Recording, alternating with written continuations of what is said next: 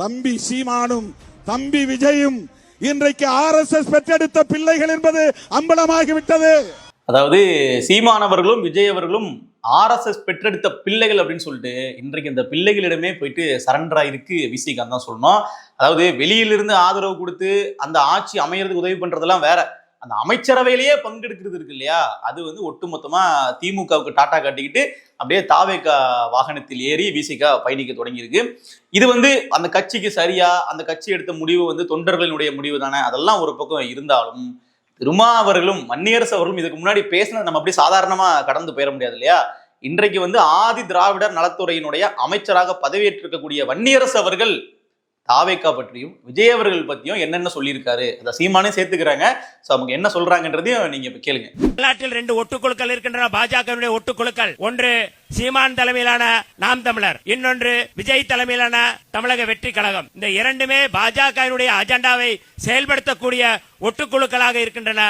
நாம் இதில் கவனம் செலுத்தி மிக கவனமாக எச்சரிக்கையாக நம்முடைய மக்களை, தமிழ்நாட்டு மக்களை பாதுகாப்பதற்கு பாத்தீங்களா, பாஜகவோட அஜெண்டாவை செயல்படுத்துறதுக்காக தான் தாவேகான்ற கட்சியை களமிறங்கி இருக்கு.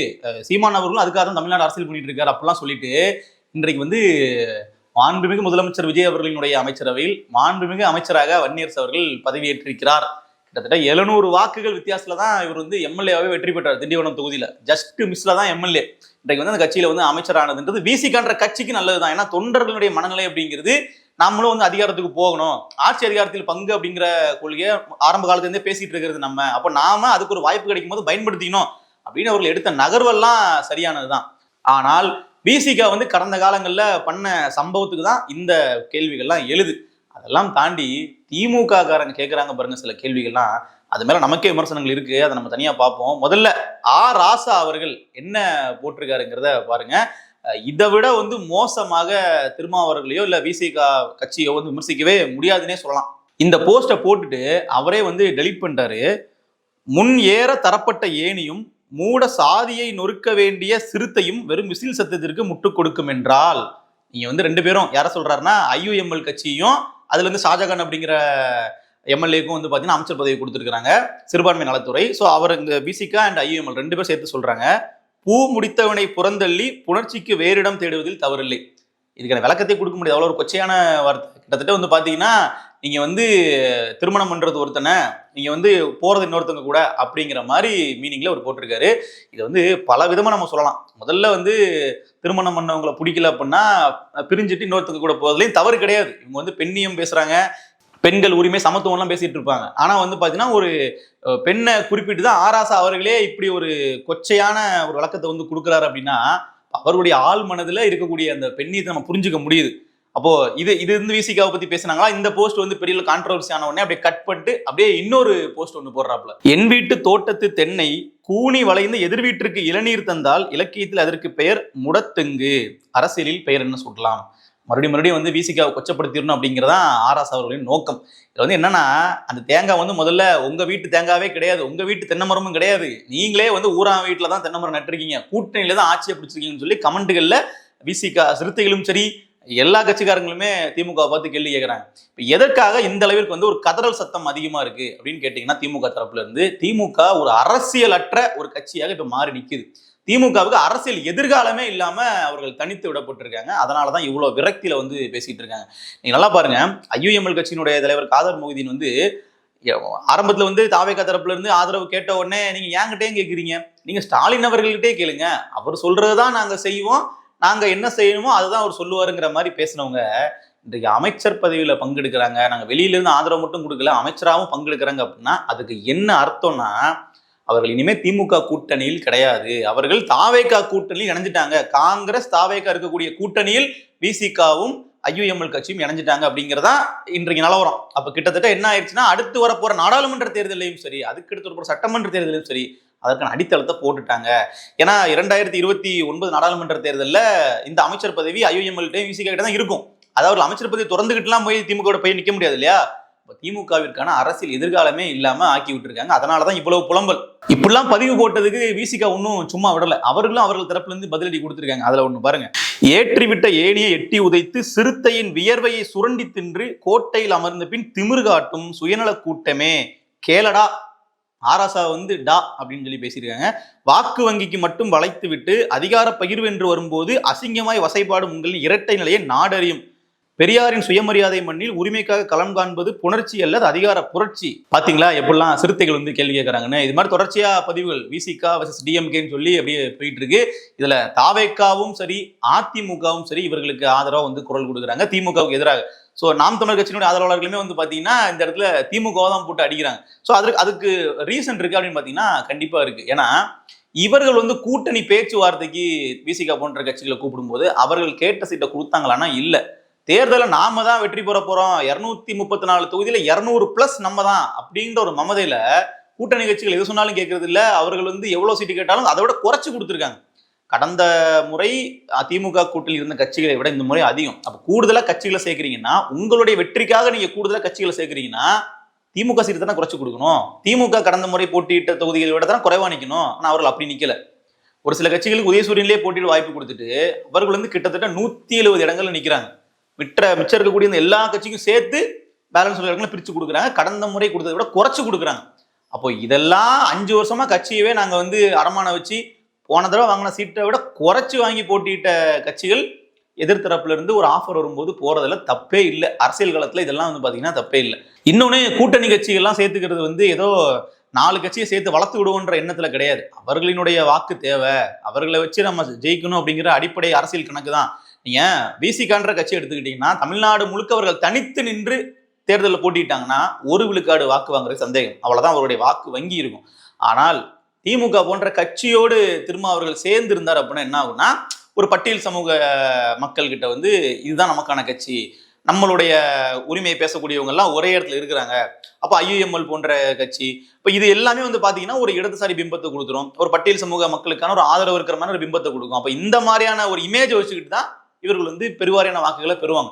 இந்த தடவை விஜயும் வந்து ஒரு சிறுபான்மை முகத்தை எடுத்துட்டு வந்ததுனால ஒட்டுமொத்தமா இங்க வாக்குகள்லாம் அப்படியே டோட்டலா கொலாப்ஸ் ஆயிடுச்சு. திருமாவர்களுடைய வாக்குகளுமே போயிருக்கு, விசிகா அவருடைய வாக்குகளுமே பெரிய அளவுல தாவேக்காக தான் போயிருக்கு. ஸோ அதனால நாமளும் அங்க போயிட்டோம் அப்படின்னா ஒரு அணியா மாறிடலாம். எப்படி திமுக கூட இருந்து எவ்வளவு வாக்கு வங்கி இருக்குன்னு பார்க்க மாட்டாங்க, ஒரு அணி அப்படிங்கிற மாதிரி சில சீட்டுகளை கொடுப்பாங்களோ இதை விட அதிகமாவே தாவேக்கா கொடுப்பாங்க, நமக்கு அமைச்சர் பதவியே கொடுக்குறாங்க அப்புறம் என்னன்ற மாதிரி அங்க போயிட்டாங்க. ஸோ இது வந்து ஒரு அரசியல் கட்சியை வந்து வளர்த்தெடுக்கிறதுக்கு அந்த கட்சியினுடைய தொண்டர்கள் என்ன சொல்றாங்க, அவர்கள் வந்து விஜய் பக்கம் போக சொல்றாங்க, திமுக மரியாதை இல்லை வாங்க அங்க போயிடலாம் அப்படின்றாங்கன்னா அதை பண்ணது சரி.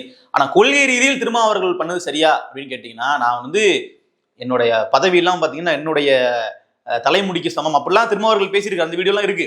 பதவியை பார்த்து பல்லை இழிக்கிறவர் எல்லாம் திருமாவளவன், பதவியை என் தலையில் இருக்கிற முடிக்கு சமமாக கருதுகிறவன். ஆனா இன்றைக்கு வந்து அந்த பதவிக்காகத்தான் விசிகா வந்து தாவேக்காக போயிருக்காங்கன்றதும் உண்மை. அதனால வந்து சீமானை வந்து பிஜேபியினுடைய பி டீம்னு பேசுறது, RSS கைகூலிகள்னு பேசுறது. இப்ப இன்னைக்கு RSS கைகூலிகள்னு பேசின நபர்கள்கிட்டே வந்து கை குலுக்கி அவர்கள் அமைச்சர் பதவி வாங்க வேண்டிய தேவை இருக்கு அப்படின்னா பிற கட்சிகளை பார்த்து ஆதாரமற்ற குற்றச்சாட்டுகள் வைக்கக்கூடாது. வெளிப்படையா கூட்டணி வைக்குது ஒரு கட்சி, ஆனா மறைமுகமா ஒரு அஜெண்டா இருக்கு பாருங்கன்னு சொல்லி காவி சாயம் பூசுறதுலாம் இருக்கு இல்லையா, அது ரொம்ப தவறானது. அந்த இடத்துல விசிகாவும் இங்க அம்பலப்பட்டிருக்குன்னு நம்ம பார்க்க வேண்டியதா இருக்கு. இதுல வந்து நம்ம சின்னவர் உதயநிதி அவர்களினுடைய பட்டாளம் வந்து ரொம்ப பாதிக்கப்பட்டிருக்கு. என்னன்னா அவர் வந்து வன்னியரசுக்கு ஆதரவா திண்டிவனம் தொகுதியில போய் ஓட்டு கேட்கும்போது அவர் என்ன பேசுக நீங்களே கேளுங்க. இது வரைக்கும் என் தொகுதிக்கு நான் ஒரு நாள் தான் போய் வாக்கு கேட்டிருக்கிறேன். இனிமேதான் போனோம். என் தொகுதிக்கு போகாம இங்க திண்டிவனத்துக்கு வந்து அந்த வன்னியரசு அவர்களுக்கு பால சின்னத்துல நீங்க எல்லாம் வாக்களிக்கணும்னு கேட்கறதா என்ன அர்த்தம்? எனக்கு என் வெற்றியை விட அந்த வன்னியரசுடைய வெற்றி எனக்கு மிக மிக முக்கியம். பாத்தீங்களா, நீங்க என்ன ஜெயிக்க வைக்கலாம் பரவாயில்ல, வன்னியரசு ஜெயிக்க வச்சிருக்குன்னு சொல்லி உதயநிதி அவர்கள் அவ்வளவு தூரம் இறங்கி பிரச்சாரம் பண்ணியிருக்காரு. கடைசியில திமுகவினுடைய ஓட்டு, திமுக கூட்டணி கட்சிகளுடைய ஓட்டெல்லாம் மொத்தமா வாங்கிட்டு தாவேக்காவுக்கு போய் அமைச்சரானா திமுக காரங்களுக்கு கோபம் வர்றது இயல்பான ஒன்றுதான். ஆனா கடந்த கால வரலாறுகளை திமுக எடுத்து பார்க்கணும் இல்லையா. நாம வந்து எப்படிலாம் பண்ணியிருக்கோம், கூட்டணிக்கு வந்து கூப்பிடும் போது எப்படி வச்சிருக்கோம், திமுக பண்ண பிரச்சனைகள்லாம் திமுக ஆட்சியில் வரக்கூடிய கேள்விகளுக்கெல்லாம் கூட்டணி கட்சிகளை விட்டு பதில் சொல்ல வைக்கிறது. நாம் தமிழர் கட்சிக்காரங்க ஒரு கேள்வியை கேட்டாங்கன்னா அதுக்கு திமுக பதில் சொல்லாது, விசிகா தான் முன்னாடி வருஷம் வந்து பதில் சொல்லும். அப்போ விமர்சனங்கள் எல்லாம் விசிகா தான் ஏற்றுக்க வேண்டிய தேவை இருக்கும். ஏன்னா ஒரு தடவை எல்லாம் பத்திரிகையாளர் வந்து திமுக காரர் தானே நீங்க அப்படின்னு சொல்லி திரும்ப பத்தி கேட்டார், அதுக்கெல்லாம் கொந்தளிச்சிட்டார் திரும்ப. இப்படிப்பட்ட விமர்சனங்கள்லாம் வாங்க வேண்டிய தேவை எங்க வருதுன்னா திமுகவுக்கு முட்டு கொடுக்கும் போதுதான். அந்த அளவுக்கு 5 வருஷம் முழுசா முட்டு கொடுத்தும் 8 சீட்டுக்கு மேல கிடைக்கல அப்படிங்கும்போது அதிருப்தியில் இருந்திருக்கிறாங்க சிறுத்தைகள்லாம். இன்றைக்கு அதற்கான ஒரு தீர்வு தான் அவர்களுக்கு கிடைச்சிருக்கு. தமிழ்நாட்டினுடைய அரசியல் கிழமை மொத்தமா மாறி இருக்கு. இந்த திமுகன்ற ஒரு கட்சி வந்து இருக்கிற இடமே தெரியாம காணாம போறதுக்கான விஷயங்கள்லாம் இப்போ சிறப்பான முறை நடந்துகிட்டு இருக்கு. ஏன்னா காங்கிரஸ் அப்படிங்கிறது தேசிய முகம் திமுகவுக்கு. காங்கிரஸ் வந்து ஓட்டு வங்கிக்காகலாம் திமுக கூட வச்சுக்கல, தமிழ்நாட்டில் அவங்க சொன்ன மாதிரி ஒரு தொகுதிக்கு 3000 ஓட்டு தான் காங்கிரஸுக்கு இருக்கும். ஆனா தேசிய அளவுல காங்கிரஸுக்கு ஒரு முகம் இருக்கு. பிஜேபிக்கு எதிரி அப்படிங்கிற அந்த ஒரு இமேஜுக்காக காங்கிரஸ் பட்டியல் சமூக மக்களுடைய வாக்கெல்லாம் நமக்கே வரணுன்றதுக்காக விசிகா சிறுபான்மையினர் வாக்குகள் வரணுன்றதுக்காக தான் ஐயுஎம்எல் போன்ற கட்சி, மனிதநேய மக்கள் கட்சி எல்லாம். அப்ப இது எல்லாமே கொஞ்சம் கொஞ்சமா பிரிஞ்சு போகும்போது தனியா நின்னா திமுகவால 15% ஓட்டு கூட எடுக்க முடியாது. அதுதான் கள நிலவரம். ஏன்னா திமுக எதிர்ப்பு அப்படிங்கிறது மக்கள் மத்தியில் அவ்வளவு இருக்கும். ஸோ அப்போ களம் வந்து ஒட்டுமொத்தமா திமுக எதிராக மாறிக்கு தான் நம்ம சொல்லணும். 2 மாதங்களுக்கு முன்னாடி இருந்த நிலைமை இன்றைக்கு அப்படியே டோட்டலா வந்து திரும்பி இருக்குன்னு நம்ம சொல்லலாம். இதுல இன்னொரு வீடியோ உங்களுக்கு காட்ட மறந்துட்டேன். விசிகாவினுடைய இந்த நிலைப்பாடு குறித்து, விசிகா எப்படி வந்து தாவேகா அமைச்சரவையில வந்து பங்கெடுத்தாங்கன்றத பத்தி திமுகவினுடைய மிக மூத்த ஒரு திமுக துணை பொதுச் செயலாளர் RS பாரதி அவர் என்ன சொல்றாருங்கிறத நீங்க கேளுங்க. ஆனால் இடம்பெறாத அமைச்சரவையில் எவன் இருந்தால் என்ன, எவன் போனால் என்ன? பாத்தீங்களா, எவன் கூட போனா எங்களுக்கு என்ன, ஒரே செகண்ட்ல அப்படியே வந்து ஒருமையில பேச ஆரம்பிச்சிட்டாங்க பாருங்க. அதாவது திருமாவளவன் அவர்கள் நடத்தக்கூடிய மாநாட்டை கலந்துக்கிறது, திருமாவளவன் அவர்கள் வந்து கொடுக்கக்கூடிய விருது, அதாவது அம்பேத்கர் சுடர் விருதுலாம் கொடுப்பாங்க. திராவிட சிறுத்தைன்லாம் வந்து பாத்தீங்கன்னா ஸ்டாலின் அவர்கள் வந்து திருமாவுக்கு பெயர் சூட்டினாரு. இப்படி கூட்டணியில இருக்கும்போது அப்படியே புகழ் பாட வேண்டியது, வெளியே போன உடனே இப்படி ஆட்களை இறக்கி விட்டுற வேண்டியது. இதுல இன்னொன்னு கவனிக்கணும், ஸ்டாலின் அவர்கள் நேக்கா தப்பிச்சிட்டாரு. அவர் என்ன பண்ணிட்டாரு, ஒரு அறிக்கை விட்டாரு, யாரும் வசைப்பாடாதீர்கள், திருமாவையோ இல்லை வந்து அந்த ஐயுஎம்எல் கட்சியோ வசைப்பாட வேண்டாம், அவர்கள் வந்து முழு உரிமை அவர்களுக்கு இருக்கு, ஒரு கட்சியில இருந்து இன்னொரு கட்சிக்கு விலகி போறதுக்கோ கூட்டணி வைக்கிறதுக்கோ அவர்களுக்கு உரிமை இருக்கு, யாரும் வசைப்படாதீங்கன்னு ஸ்டாலின் அறிக்கை விடுறாரு. இங்க கீழே வந்து பாத்தீங்கன்னா ஆர்எஸ்ஆல இருந்து RS பாரதி வரைக்கும் எல்லாரும் போட்டு விசிகாவை போட்டு கிளிச்சிட்டு இருக்காங்க. ஸோ இதுதான் வந்து அந்த கட்சியினுடைய ஒரு கட்டுப்பாடான நமக்கு புரியல. ஏன்னா தலைவர் வேற ஒன்று சொல்றாரு, கீழே உள்ளவங்க எல்லாம் வேற ஒன்று பேசிட்டு இருக்காங்க. ஸோ இந்த இடத்துல வந்து நாம் தமிழர் கட்சியோட நிலைப்பாடையும் நம்ம வந்து இந்த இடத்துல பேசி ஆகணும். ஏன்னா திருமா போன்ற நபர்கள் தான் திமுக கூட்டணியில் இருந்துகிட்டு சீமானுக்கு வந்து அந்த காவி சாயம் பூசக்கூடிய வேலையை காலகாலமா பார்த்துட்டு வந்தாங்க. 2021 காலகட்டத்திலிருந்து சீமான் அவர்கள் எப்படியாவது பிஜேபி பி டீம்னு சொல்லி நிறுவிடணும் அப்படின்னு சொல்லி ரொம்ப முயற்சி பண்ணாங்க. ஆனா இன்றைக்கு வந்து களம் எப்படி மாறி இருக்குன்னு பாருங்க. அவர்கள் தான் வந்து என்ன பண்ணிருக்காங்க, இந்த பக்கம் தாவேகா கூட போயிருக்கிறாங்க, திமுகவுக்கு ஒட்டுமொத்தமா டாட்டா காட்டிக்கிட்டு. கம்யூனிஸ்டுகள் அங்க இருக்காங்க, எப்பவுமே கம்யூனிஸ்டுகள் இருக்கக்கூடிய அணியில தான் நாங்கள் இருப்போம், இடதுசாரிகளோடு ஒன்றாக தான் நாங்கள் கலந்துரையாடல் பண்ணுவோம் அப்படிலாம் பேசிட்டு இருக்கிற திருமா அவர்கள் இன்னைக்கு கம்யூனிஸ்ட் அங்க, விசிகா இங்க அப்படின்னா எந்த அளவுக்கு வந்து அவர்கள் அணி மாறி இருக்காங்க, எவ்வளவு தூரம் நிறம் மாறி இருக்காங்கன்றத பாத்துக்கணும். அவர்கள் போனது தப்புன்னு நம்ம சொல்ல வரல. இப்படிலாம் போறவங்க அடுத்தவங்களை பார்த்து இப்படிலாம் பேசக்கூடாது. சீமான் அவர்கள் கிட்டத்தட்ட 2016 தேர்தல் காலத்துக்கு வரும்போது என்ன நிலைப்பாடை சொன்னாரோ அந்த நிலைப்பாட்டுல இப்போ வரைக்கும் உறுதியா இருக்கிறாரு. நீங்க அவர் பேசுறதுல வந்து விமர்சனம் வைக்கலாம், அவருடைய கருத்து வந்து ரொம்ப ஹார்ஷா இருக்கு, ஒருமையில பேசுறாரு, கத்துறாரு, அதெல்லாம் வேற. பொலிட்டிக்கல் ஸ்டாண்ட்ல வந்து கரெக்டா இருக்காரா? 2016 அரசியல் நிலைப்பாடுகள் என்னவா இருந்துச்சோ, இந்த கட்சிகள் ஊழல் பண்ண கட்சிகள், இந்த கட்சிகள் கூட போனா நம்மளால எதையுமே வந்து மாற்றம் கொண்டு வர முடியாது, அதனால அவங்க எல்லாம் வேண்டான்னு சொல்லி அப்படி கேட்டுக்கு வெளியே வச்ச கட்சிகளை ஒருபோதும் உள்ள அலோவ் பண்ணவே இல்லை. அவர்கள் கூப்பிட்ட போது கூட அந்த பக்கம் அவர்கள் போகவும் இல்லை. அதிமுக இருந்து கூப்பிட்டுருப்பாங்க, பிஜேபியில இருந்து கூப்பிட்டுருப்பாங்க, திமுக இருந்து நீங்க வந்து தேர்தலில் போட்டியிட விளைவிக்கணும்னு கூட சொல்லியிருப்பாங்க. ஏன்னா அவர்கள் இல்லைன்னா கூட அந்த ஓட்டு பிரியாது இல்லையா? ஆனா எதற்குமே அவர்கள் வந்து அடிபணிந்து போகல, அவர்கள் ஒரு கூட்டணிக்குள்ளேயும் போகல, தனியா நிக்கிறாங்க அப்படிங்கிறது அந்த பொலிட்டிக்கல் ஸ்டாண்டை வந்து காட்டுது. திருமாவளவர்கள் மேடைக்கு மேடை பேசுவார், நீங்க என்ன வந்து விலைக்கு வாங்க முடியாது, என்ன நீங்க வந்து உங்க இஷ்டத்துக்கு வந்து நீங்க கூட்டணியில் சேர்த்துக்க முடியாதுன்னு பேசுவாங்க. ஆனா அப்படி இல்லை. இன்னைக்கு வந்து திருமாவளவர்கள் தாவேகா பக்கம் போனது அப்படிங்கிறது கட்சியினுடைய அந்த கொள்கை ரீதியான ஒரு கட்சி விசிகா அப்படின்ற இடத்துல ஒரு பெரிய பிளாங்கா ஒரு ஸ்பேஸ் தான் உருவாயிருக்கு. பொறுத்திருந்து பார்ப்போம். விசிகா சார்பில் ஒரு அமைச்சர் உள்ள போனது நமக்கு மகிழ்ச்சி தான். ஏன்னா கிட்டத்தட்ட இவர்கள்லாம் திமுக கூட்டணியில் இருந்தாங்கன்னா கடைசி வரைக்கும் அமைச்சர் அப்படிங்கிற விஷயத்தெல்லாம் எதிர்பார்த்து கடைசி வரைக்கும் உட்கார்ந்துருக்க வேண்டியதான், அதுக்கான பதவிகள் கிடைக்கிறதுக்கான வாய்ப்பே இருந்திருக்காது. இங்கே அது கிடைச்சிருக்கு அப்படிங்கிறது ஒரு புது வகையான மாற்றம் தான். இன்னொன்று, தாவேகாவுடைய அமைச்சரவையில் ஏற்கனவே 7 பட்டியல் சமூகத்தை சார்ந்த அமைச்சர்கள் இருக்கிறாங்க. அதுவுமே ஒரு மிகப்பெரிய அளவில் பாராட்டத்தக்க ஒன்று தான். இப்போ கூடுதலா ஆதி திராவிட நலத்துறைக்கும் ஒரு பட்டியல் சமூகத்தை சார்ந்த ஒரு எம்எல்ஏ வன்னியரசு, இதுக்கு பட்டியல் சமூகம் மட்டும்தான் இதுக்கு இருந்தாகணும். அதே மாதிரி சிறுபான்மையினர் அந்த துறைக்கும் வந்து பாத்தீங்கன்னா ஒரு இஸ்லாமியர் ஒருத்தர் வந்து இருந்திருக்காங்க, அதுவும் அந்த துறைக்கான அவருடைய பிரதிநிதி தான்.